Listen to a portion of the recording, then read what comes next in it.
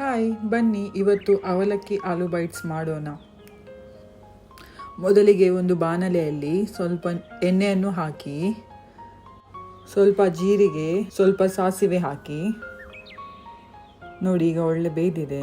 ಈಗ ಹಸಿಮೆಣಸನ್ನು ಹಾಕ್ತಿದ್ದೇನೆ.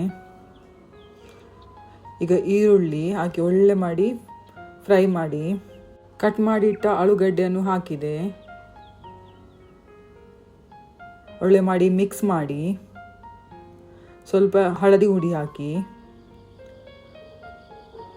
ಒಳ್ಳೆ ಮಾಡಿ ಮಿಕ್ಸ್ ಮಾಡಿ, ಮತ್ತು ಸ್ವಲ್ಪ ಸಾಲ್ಟು ಎಷ್ಟು ಬೇಕೋ ಅಷ್ಟು. ಸ್ವಲ್ಪ ನಾನು ನೀರು ಹಾಕಿದ್ದೆ. ಆಲೂಗಡ್ಡೆ ಒಳ್ಳೆ ಮಾಡಿ ಬೇಯಲಿ.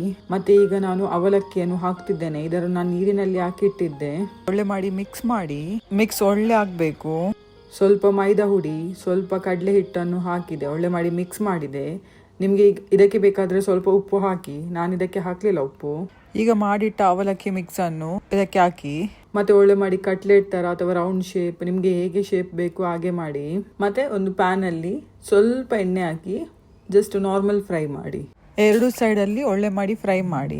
ಒಳ್ಳೆದಾಗ್ತದೆ ತಿನ್ನಲಿಕ್ಕೆ ಇದು ಆಲೂ ಬೈಟ್ಸ್. ಇದು ತುಂಬಾ ಈಸಿ ರೆಸಿಪಿ.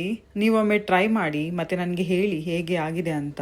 ಈ ರೆಸಿಪಿ ಇಷ್ಟವಾದರೆ ಲೈಕ್, ಶೇರ್, ಕಮೆಂಟ್ ಮತ್ತು ನನ್ನ ಚಾನೆಲ್ ಅನ್ನು ಸಬ್ಸ್ಕ್ರೈಬ್ ಮಾಡಿ. Thank you so much.